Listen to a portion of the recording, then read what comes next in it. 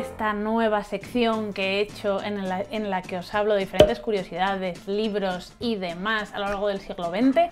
Para los que sois nuevos, tenemos dos vídeos ya sobre esto, el de 1900 y 1910, y os lo dejaré en la cajita de información, además de en la i, para que le echéis un vistazo. No es que tengáis que verlo, pero bueno, es más interesante si lo veis de seguido, porque sabéis que la historia es algo fluido, que continúa, y entonces hay muchos eventos que comenté en vídeos anteriores que no voy a comentar en este para no repetirnos, lo que nos lleva a decir una vez más que esta es una selección muy personal de cosas que a mí me interesan y muy particulares. Y bueno, vamos a empezar ya, que estos vídeos siempre me encanta hacerlos porque recibo unos comentarios chulísimos que me animan un montón, así que a pesar de todo el trabajo que da hacerlos, merece sin duda muchísimo la pena. Y como os podéis imaginar, esta década es tremenda, maravillosa, brutal. Es de mis décadas preferidas de todo el siglo XX, la adoro por todo, o sea, por muchas cosas, pero especialmente vamos a empezar por el contexto histórico. ¿Y qué os viene a la cabeza cuando hablamos de 1920 o de la década de los 20? Pues sí, los locos años 20. Han pasado 100 años y las cosas han cambiado un poquito, ¿verdad?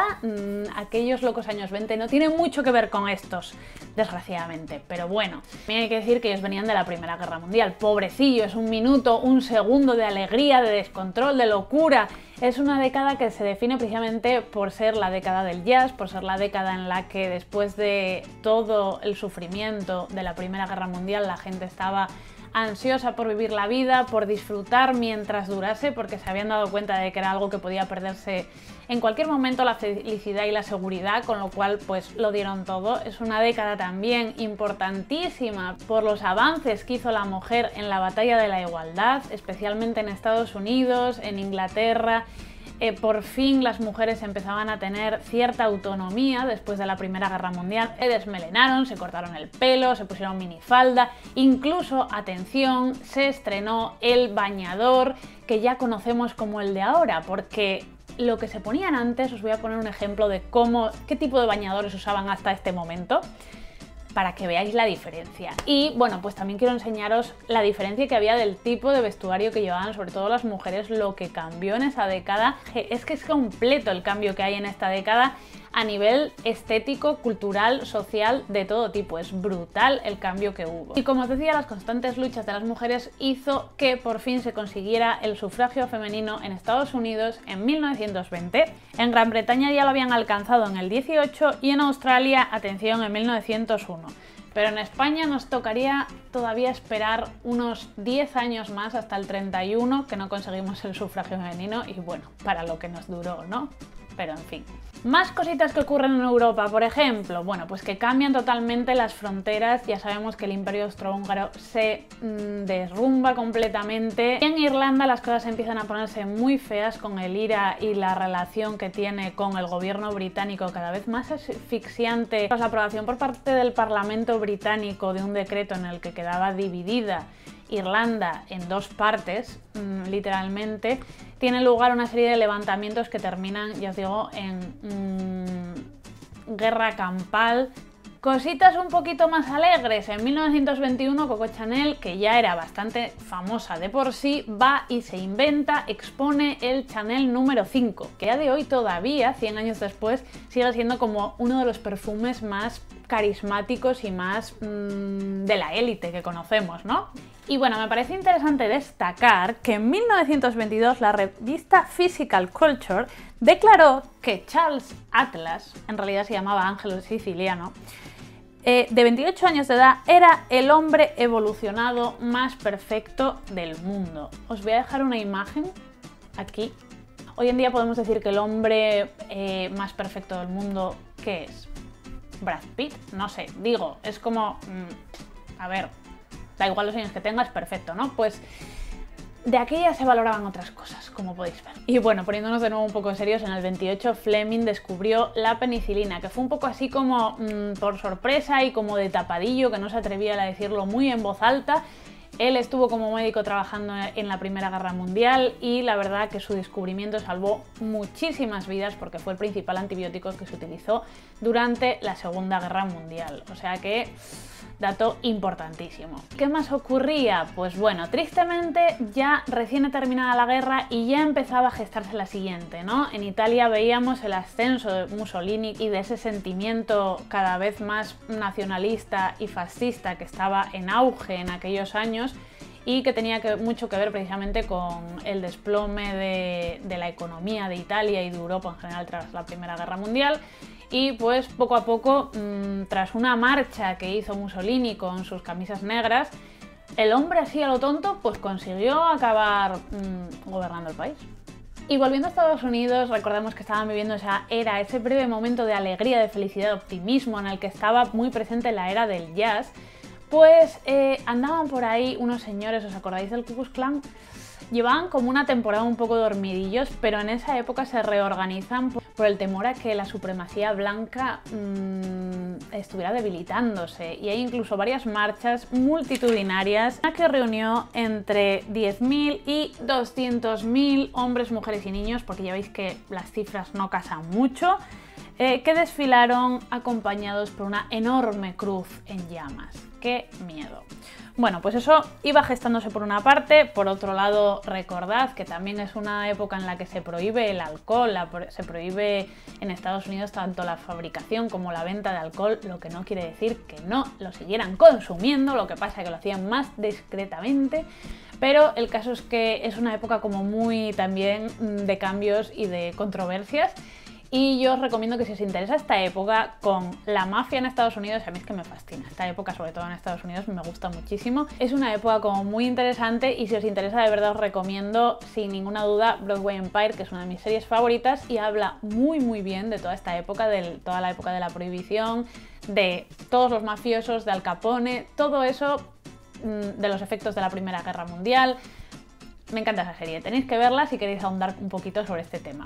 Y bueno, para salirnos un poquito de Norteamérica y de Europa, que lo siento, esto es lo que hay, quería hablaros también, bueno, no vamos a hablar de China porque ellos seguían a lo suyo y ya hemos hablado de ello bastante, pero sobre la URSS y tal, Rusia, pues se nos muere Lenin y ¿qué pasa? Que sus sucesores empiezan ahí a lo tonto una pequeña guerrilla. Stalin ya sabemos que sale vencedor y desde luego en esta guerra de guerrillas os recomiendo muchísimo, pero muchísimo, si no lo habéis leído, Rebelión en la Granja de George Orwell, que desde luego es una obra magnífica que simplifica perfectamente y nos explica llanamente lo que ocurrió durante aquellos años con el comunismo.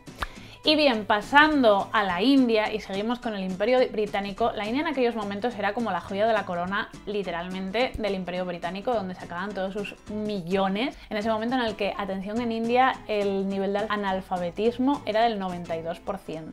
Y bueno, tiene su mayor auge la figura de Gandhi, se opone al control del Imperio Británico sobre la India, lucha por la independencia desde la paz, que es lo más sorprendente porque es una figura muy conocida en todo el mundo precisamente por eso. En el 24, de hecho, pasó 21 días de ayuno y eso que venía de 2 años que había pasado en la cárcel. Con lo cual, bueno, es una figura importantísima. Y bueno, llegando hacia el final ya de lo que pasó en esta década, nos quedamos ya en el 29, donde se rompe toda esta supuesta alegría de Norteamérica con el crack del 29. Que vamos a resumir con que al final del día 11 financieros se habían suicidado. O sea que imaginaros cómo fue aquello y lo que nos llevó al final o les llevó a el inicio de la Gran Depresión de Estados Unidos que veremos en la década de los años 30. Y ahora vamos a hablar un poquito de arte, de cine, de literatura. Empezamos por el arte. En realidad todo está bastante relacionado, ya lo sabéis como siempre.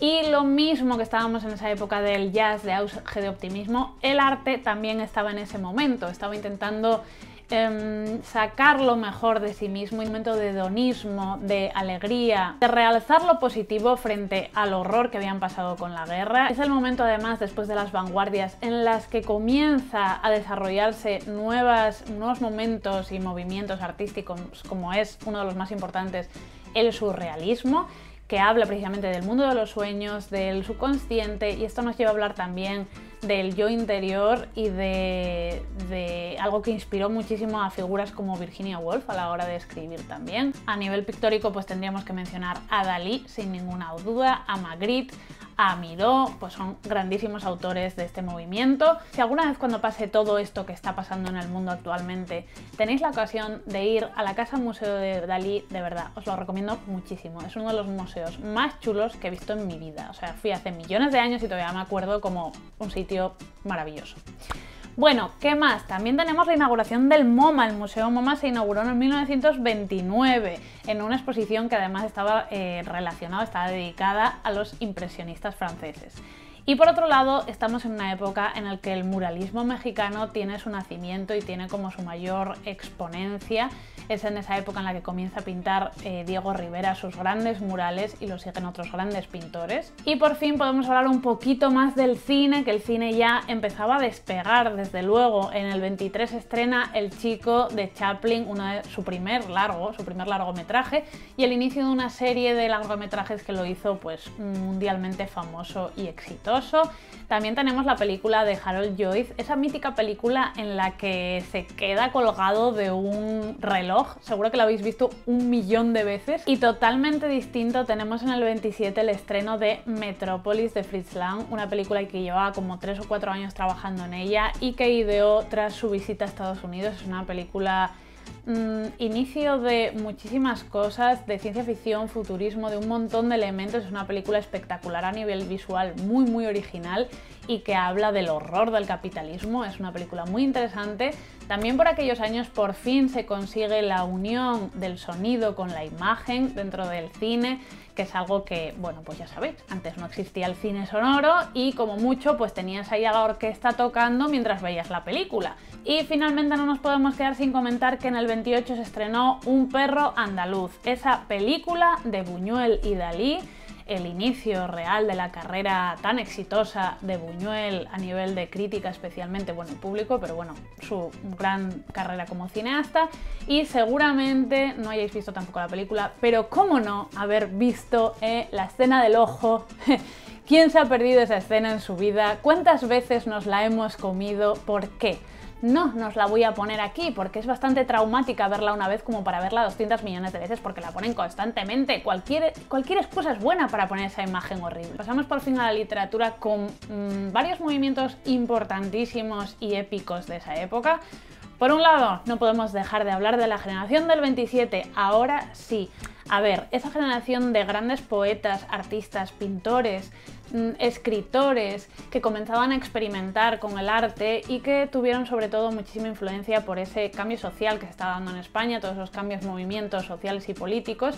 Ellos eran muy jóvenes cuando comenzaron a publicar y a sacar a la luz sus creaciones artísticas, y ya sabéis que estaban muy vinculados a la residencia de estudiantes. A ver, es una época también que a quien no le gustaría haber vivido y estar allí con ellos. El problema es lo que vino después, ¿no? O sea, máquina del tiempo para estar ahí unos años y pirarte corriendo.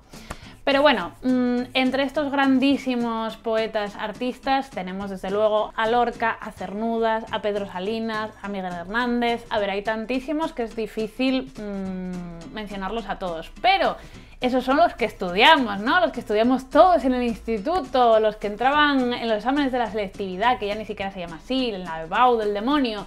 Bueno, también están las que no estudiamos. No sé, quiero pensar que ahora las estudian, pero en fin. Pero bueno, el caso es que dentro del grupo del 27 había mujeres también. No sé, había unas cuantas, de hecho, un grupo que se llamaba Las Sin Sombrero, que formaban parte de la generación del 27, de hecho se llamaban así porque se quitaban el sombrero. Todo nació de un día que se decidieron salir públicamente sin su sombrero, lo cual fue un escándalo para la época. Dicen que las apedrearon. ¿Cómo te quedas? Entre ellas tenemos a la maravillosa Luisa Carnés, que si no habéis leído Tea Rooms, leedlo, hacedlo. Está también María Zambrano, Rosa Chacel, Maruja Mayo. Bueno, hay un montón de artistas, de creadoras, de escultoras, de pintoras, de escritoras, que pues la historia, el tiempo ha decidido tapar y ahora poco a poco volvemos a descubrir o redescubrir. Bueno, eso por un lado en España, que ya os digo que era una época súper interesante, pero ¿qué pasaba en Estados Unidos? Que también fue una época mítica y épica, Pues la generación perdida, o sea, entre esos momentos de auge, alegría, optimismo, locura del jazz, estaba una serie de escritores que había vivido la Primera Guerra Mundial, en muchos casos en primera persona, y estaba renuente a toda esa alegría, a adoptar ese optimismo, seguían con su pesimismo ahí calado hasta los huesos. Figuras así más destacadas: Faulkner, Fitzgerald, Hemingway. Y no me quiero quedar sin mencionar el renacimiento de Harlem, que es un movimiento que surgió también por esos años en el que se buscaba reivindicar la figura del artista, del creador negro, de hecho de integrarla dentro de la sociedad norteamericana. Fueron unos años en los que se publicó y se dio, bueno, pues ya veis, unido también a todo el tema del jazz. Comienza a valorarse todo ese tipo de arte y de creación y su propia cultura y su propia historia. Es como un florecimiento que luego, desde luego, en los años 30 se volvió a cortar, pero me parece súper interesante reseñarlo. Hay varias novelas que no sé por qué a estas alturas todavía no se han publicado en castellano, que yo sepa. Una es Harlem Shadows, que se publicó en 1922, de Claude McKay. Esta es una de las primeras novelas por un escritor afroamericano que fue publicado por una gran editorial.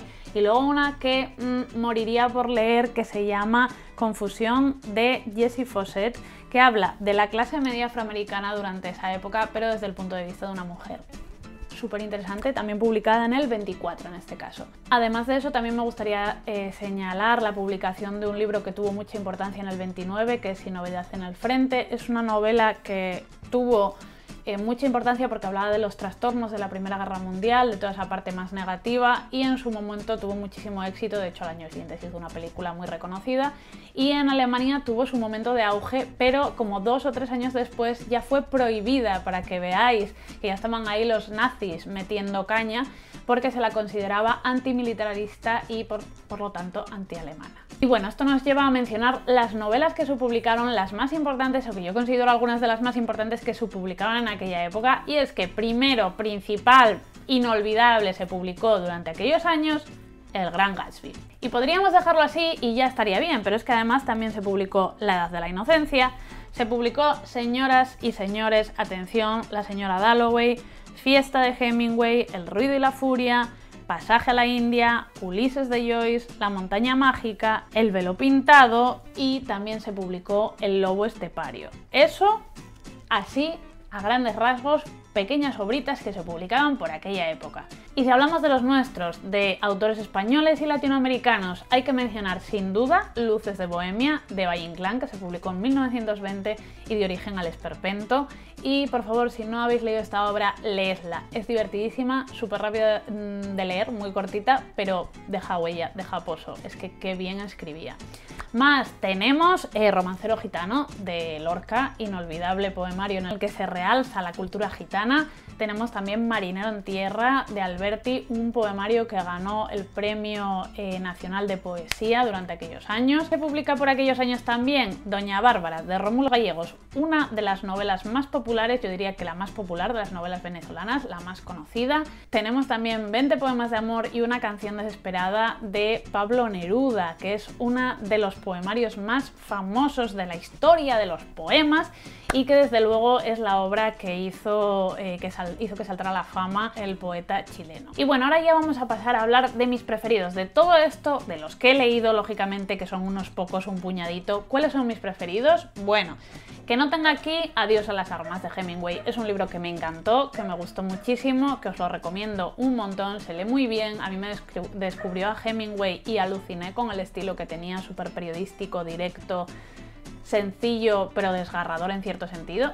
A ver, pues La señora Dalloway, de Virginia Woolf, porque cuántas veces he dicho que este es uno de mis libros favoritos, que me marcó, que me afectó personalmente, que me impresionó muchísimo, y tengo un vídeo en el canal sobre él, así que no me extiendo más.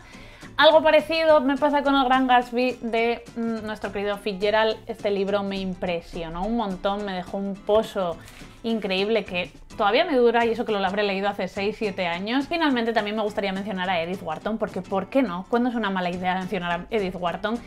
La Edad de la Inocencia he comentado más de una ocasión que no es mi libro preferido de ella, pero este libro tiene algo, sobre todo su desenlace, que sigue todavía en mi cabeza, sigo dándole vueltas. Me gustó muchísimo ese final y precisamente me parece que viene al pelo porque habla justamente de esa ruptura de la época anterior, de la llegada de los años 20, de esas dos generaciones, cómo cambiaron. Así que, pues, ahí queda. Y sobre los libros que me gustaría leer de esta época, sin ninguna duda el que más me apetece, pero muchísimo, es Pasaje a la India de M. Foster, porque, a ver, M. Foster, me gusta todo lo que escribe, quiero leerlo. También me gustaría leer Fiesta de Hemingway, es una obra muy importante que precisamente fue el origen de esta generación perdida, le dio nombre y fue una obra súper relevante en su momento. Y bueno, finalmente también me gustaría leer en algún momento de mi vida La montaña mágica de Thomas Mann, porque ya sabéis que Los Buddenbrook me encantó, me gustó muchísimo, hay una reseña del canal y pues nada, que quiero leerlo aunque me da miedito. Pues esos son todos los libros, todo lo que os tenía que mencionar. Creo que hoy sí que va a quedar un vídeo muy extenso porque tenía mucho de contar, es una de mis épocas favoritas de todos los tiempos. Y pues nada, que al menos espero que os haya gustado del vídeo a pesar de la locura, del esfuerzo, de lo que me va a costar editar esto. Espero de verdad que lo hayáis disfrutado, os haya servido un poco y ahora comentarme vosotros cuáles son vuestros libros preferidos de esta época, si ha habido algo que os haya llamado la atención de lo que os he comentado. Y pues nada, eso, de verdad, que muchísimas gracias por vuestros comentarios, por el apoyo, por compartir el contenido, es todo muy importante, de verdad, mil gracias. Y pues ya sabéis que si queréis apoyar el canal y seguir dándome ánimos para que siga haciendo vídeos, podéis formar parte de mi aquelarre, de mi Patreon, que os dejo como siempre el enlace en la cajita de información. Mil gracias por todo, nos vemos pronto y adiós.